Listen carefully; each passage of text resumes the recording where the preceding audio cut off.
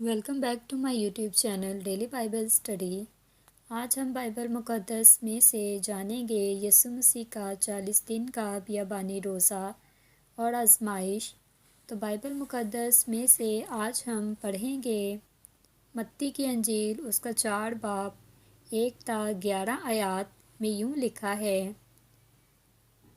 इस वक़्त रूह कुदस यीशु को जंगल में ले गया ताकि इब्लीस से आजमाया जाए, और 40 दिन और 40 रात फाका करके आखिर को उसे भूख लगी, और आजमाने वाले ने पास आकर इससे कहा, अगर तू खुदा का बेटा है तो फरमा कि ये पत्थर रोटियां बन जाएं।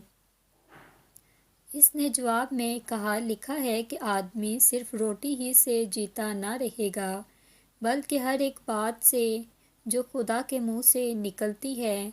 तब इब्लीस उसे मुक़द्दस शहर में ले गया और हैकल के कनगरे पर खड़ा करके उससे कहा कि अगर तू खुदा का बेटा है तो अपने तई नीचे गिरा दे, क्योंकि लिखा है कि वो तेरी बाबत अपने फरिश्तों को हुक्म देगा और वो तुझे हाथों पर उठा लेंगे, ऐसा ना हो कि तेरे पाँव को पत्थर से ठेस लगे।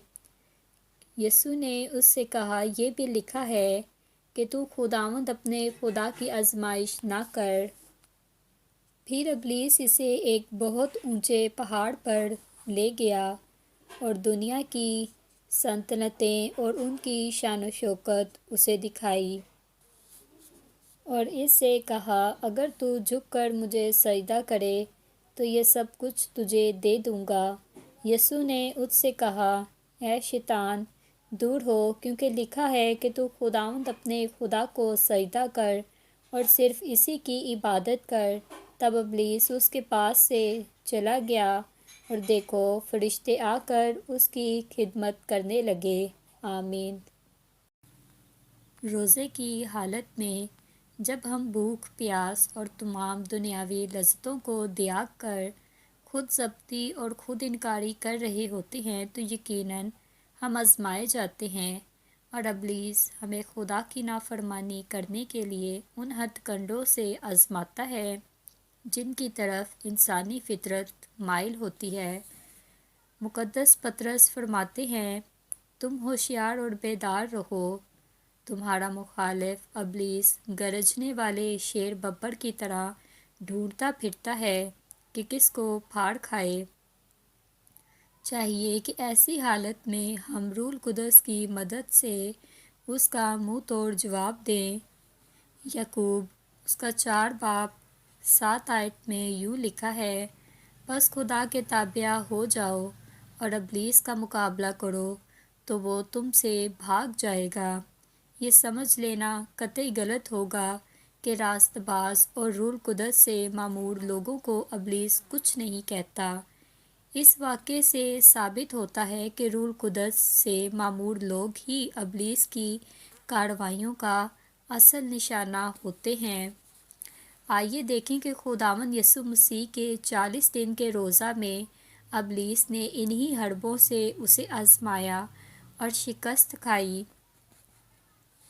इस पूरे वाक़े में एक ख़ास बात ये थी कि इब्लीस चाहता था कि यीशु इसकी बात मान ले और खुदा के हजूर गुनाह का मर्तकब होकर इसकी हजूरी से खारिज कर दिया जाए, जैसा कि उसने दुनिया की तख्लीक के इब्तिदा में हमारे बुज़ुर्ग बाप आदम और अम्मा हवा को अपनी बात मनवा कर बाग अदन से और खुदा की हजूरी से निकलवा दिया था।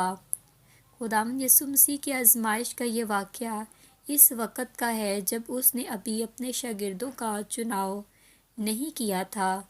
अभी उसने अपनी ज़मीनी खिदमत शुरू भी नहीं की थी। इस आजमाइश के बाद उसने अपने शागिर्दों का नाम लेकर चुना। लाजमन ये वाक़या यीशु मसीह ने अपनी खिदमत के दौरान किसी वक़्त शागिर्दों को बताया होगा और उन्होंने कलमबंद कर लिया होगा, वरना इस आजमाइश के वक़्त यीशु मसीह बिल्कुल अकेले थे। Thanks for watching. वीडियो को लाइक करें, कमेंट करें, शेयर करें। God bless you.